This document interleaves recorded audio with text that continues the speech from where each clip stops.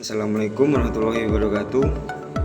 Saya Wahyu Rizky Putra Afrizal dari Ilmu Hadis 3A. Nah, di sini saya akan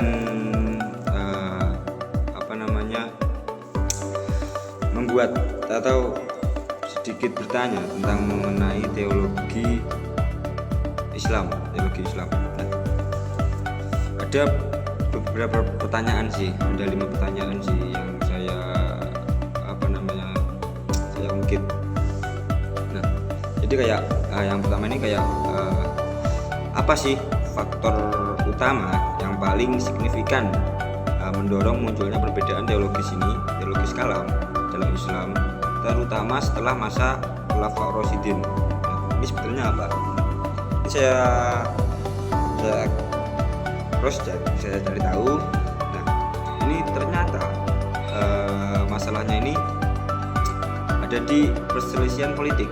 Nah, jadi perselisihan politik mengenai kekuasaan, kepemimpinan, dan status pelaku dosa besar.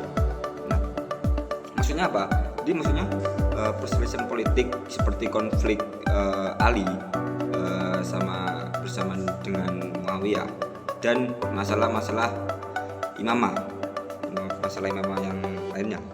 Nah, dan penetapan status bagi yang melakukan dosa besar, kayak al-manzilah, bain al-manzilatain atau kafir. Nah, ini adalah pemicu utama yang melahirkan Khawarij dan Syiah. Perselisihan politik itu yang melahirkan faktor utama yang mendorong munculnya perbedaan teologis. Yang kedua tadi Khawarij. Nah, Khawarij ini siapa sih? Nah, jadi Khawarij ini dalam bahasa Arab ini dinamakan al-Khawarij, ya, yang berarti mereka yang keluar atau yang memberontak.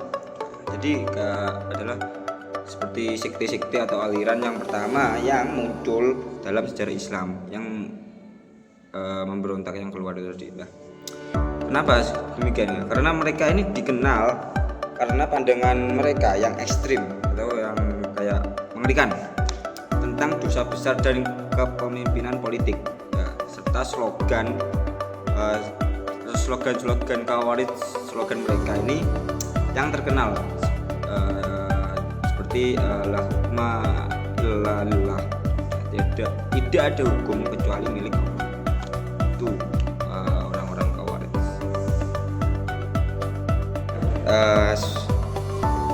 Sambung dengan pertanyaan yang pertama yang mengenai jawaban Khawarij dan Syiah. Nah, sekarang Syiah. Pertanyaan Syiah ini siapa sih Syiah itu kan? Nah, yang kalau Khawarij tadi sudah dijelaskan di pertanyaan kedua.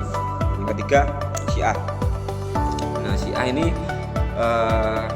dari bahasa Arab yang berarti Syiah, yang berarti pengikut atau kelompok. Nah, Syiah ini merupakan cabang terbesar kedua dalam Islam setelah Sunni. Ya, Sunni ini nanti Sunni ada pertanyaan keempat. Nah, Syiah ini nama lengkap mereka ini Syiah adalah Syiatu Ali. Nah, yang secara harfiah berarti pengikutnya Ali bin Abi Thalib. Nah, itu tadi siapa Syiah itu tadi. Syiah itu kelompok cabang kedua terbesar dalam Islam. Nah, perbedaan antara Syiah dan Sunni ini adalah pada persoalan kepemimpinan imamah setelah wafatnya Nabi Muhammad. Jadi kenapa kok Ali yang menjadi pemimpin imamah setelah wafatnya Kanjeng Nabi?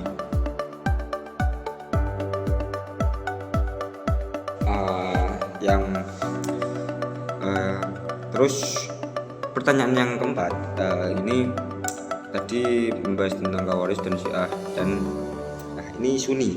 Jadi siapa sih Sunni itu kok berdebat dengan Syiah? Nah, Sunni kita ambil dari bahasa Arab juga.